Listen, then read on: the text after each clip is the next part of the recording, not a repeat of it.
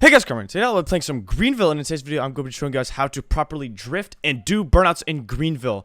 If you guys played Greenville long enough, you guys would know that it is pretty challenging and a little bit of a struggle to properly do burnouts and drifts and donuts and stuff like that in Greenville. But in today's video, I'm just going to go over a quick way on how to do that and the best cars to do drifting with. Before I start this video, make sure you guys use Star Code CON when buying Roblox or Roblox Premium on the good old Roblox website. If you guys do use Star Code CON or have used it before, let me know down below in the comments. And shout out to you guys that have used it before.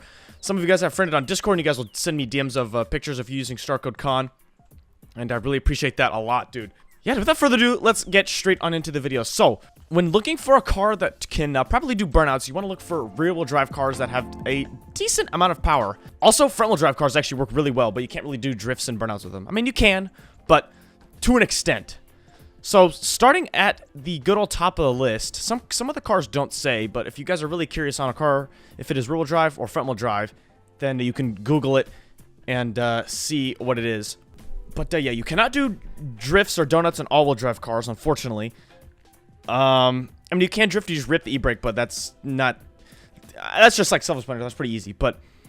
Yeah, like, this is probably a good candidate right here, this E46 M3, this is probably a good one that you could do some drifts in. Rear-wheel drive, decent amount of power, you can do some pretty good skids. Now, I don't think it tells you if it's front-wheel drive. Oh, it does! Drivetrain, rear-wheel drive, so never mind, dude, you don't have to Google it, you can just look it up right here, go to the specs, and if it says rear-wheel drive or front-wheel drive, then you are good. But I'm gonna buy a front-wheel drive car. I'm gonna get the Civic Si for $6,000, just to show you guys a front-wheel drive car as well. But it is pretty simple and pretty easy among all of the cars. So I'm gonna go get in my C8 Z06 with the good old Z07 package over here. I'm gonna hop in this thing. Hold on, cold start. Oh, dude, this thing sounds so good. So, first thing you want to do if you want to do a burnout, you have to get in your car and hit T, which turns off your traction control and not the ABS, just the traction control. So then when your tires break loose, you can actually do some burnouts. Then the next thing you want to do is put it in semi or manual mode, because if you do it in drive or sport, it'll just stay in one gear and it won't actually drift. Now, most cars will not want you to drift in first gear, so to find that out if it'll drift or not and what gear it likes. But just to start out, you rev it up and then shift. So then, because if you shift it while it's in gear, like if you put it in gear and then rev up, it just takes forever. So put it in neutral, rev it all the way up, and then turn your wheel and let off of the brake. And as you can see, it spun a little bit, but it's not doing donuts, as you guys can see. And you could probably do it. Most cars will probably let you do a burnout in first. So put it in first, let off the brake, and then get on the brake again. But obviously, this one does not let you does not want you to do that. So how to properly, let me go to a bigger parking lot without some poles. Hold on a sec. Give me a minute. All right, we're at the Sahara warehouse right here. So, like I was saying, just rev it up, and then I'm going to try a second and see how it likes it. So, let off the brake, and then immediately put on the brake again, see if you can do a burnout, but it does not let me. Sometimes cars don't let you do burnouts, so you have to kind of just do some donuts. So, in order to do donuts, actually, do the same thing. Let off the brake. Oh, I mean, hold on. Little fail there. Let off the brake, and then immediately get back on the brake. Or you can just let off, and as you can see here, we're doing some donuts. And look at that, dude. This thing does actually some pretty good skids. But second gear is it's okay. And you cannot really control your drift either. It's just kind of, you just kind of have to let the car,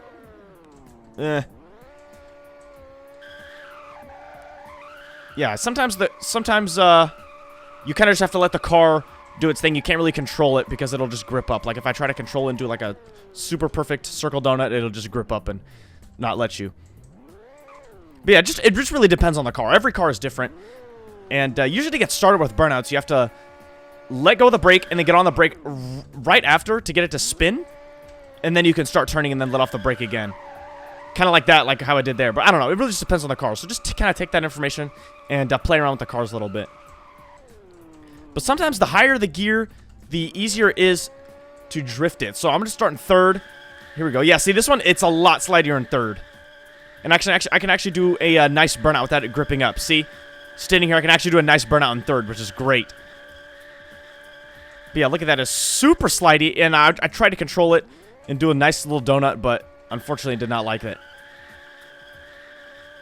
So there you go. Usually cars like second or third most of the time for burnouts and drifts.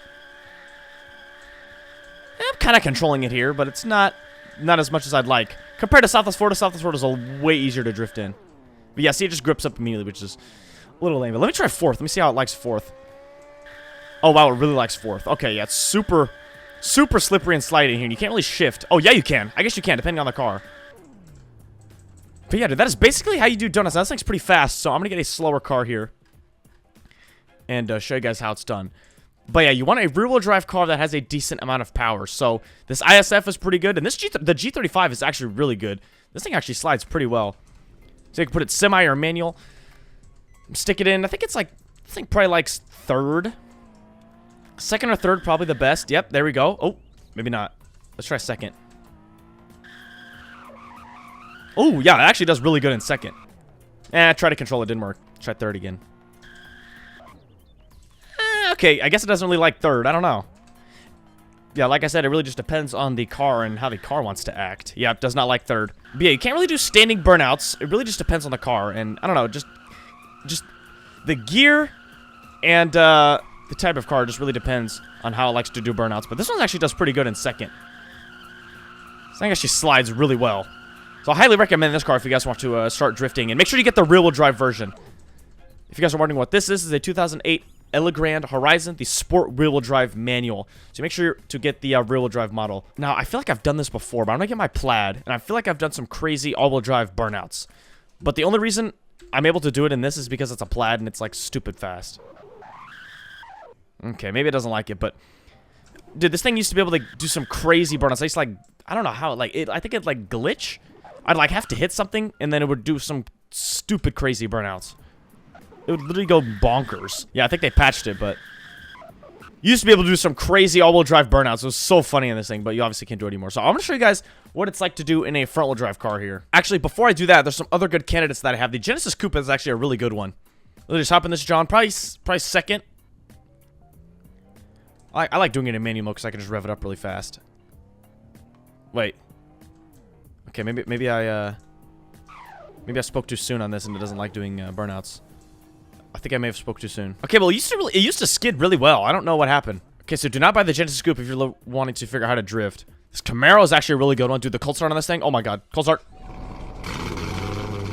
Just the startup in general is so good, dude. Yeah, this thing's actually really fast. So I'm gonna throw it in. This thing probably likes second. Honestly, this thing probably likes any gear. Oh, hold on. Maybe not. There we go. Sometimes you have to hold the gas and the brake at the same time after letting off in order to get it to spin. Because like I said here, look, we'll try this without holding the brake. Yeah, it doesn't like it. Kind of have to get the tires spinning. But might take a couple times. Get the tires spinning a little bit. Hold the brake. Oh, what the? Okay, now it doesn't want to do it. I was literally just doing some good donuts in third, too. I don't know why. There we go. Sometimes you have to hold the brake and the gas, doing a little burnout until you get going sideways, and then you can let off. But you guys will figure it out when you start doing some drifts. But this thing is crazy. Look how fast it's going in circles. This is crazy. But usually in the wintertime, it's actually way easier to do skids because I think they make the road a little bit slipperier. A little more slippery, I guess, because it is winter and it's cold and ice and snow and stuff like that. This is what I've noticed. Also, another good car is the E92 M3 here. Super fast, rear-wheel drive.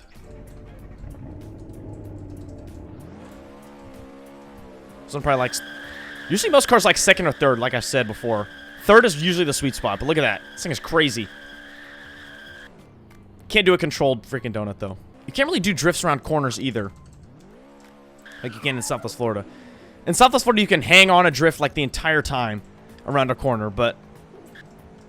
I mean, these cars will kind of slide if you get going fast enough. Kind of like that, but it's not really drifting. That's just kind of like a little power slide. But yeah, you cannot do drifts like you can in Southwest Florida. But those cars are expensive. This is a cheaper car, the 350Z. Now, this thing I know can do skids. If it can't, then they must have changed something or... Okay, hello? Okay, there we go. Respawned it again. All right, so... From what I remember, this thing's actually really nice with the skids. Okay, hold on. Let me try. Likes third. Okay, no, it doesn't. This thing can skid. I know it does. Just gotta... There we go. There we go. It's not bad, but... Definitely not a bad car to start out with if it's cheap. But we're going to try to find something with the V8. The V8s are usually the easiest cars to drift because they're so fast, so powerful. Oh, pop it in third, mid-drift. There we go. I'm surprised it didn't grip up and go monkey mode. But look at that, dude.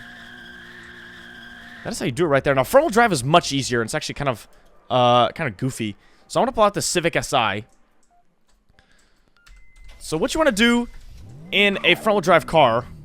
Since it is front-wheel drive, if you pull the e-brake, it'll lock up the rear And see, it'll just spin the front. As long as you're holding your finger on the e-brake, it'll just spin. And it won't grip up or anything like that, and you can literally just drive around like this and be absolutely monkey. It is super fun to do burnouts on front-wheel drive cars because it's super easy. You literally just... Oops, went in some cinematic mode, but literally just hold... You literally just hold the e-brake and just go. It's so funny. And you can also do it in rear-wheel drive too, just some reverse donuts, you know? This one does it pretty well. But yeah, that's basically how to do it there, dude.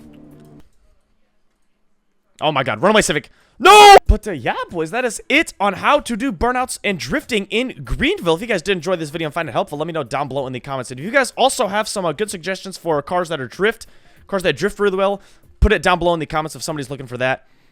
But yeah, boys, that is basically how you do it. It is a little challenging, so it takes a little bit of practice and getting used to the cars. Kind of got to feel out the cars and figure it out, and then you get the hang of it, dude. But yeah, dude, let me know if you guys want a video on how to drift in Southwest Florida. I can do a general kind of video, just going over what kind of tune and what you want to look for in your car when doing drifts.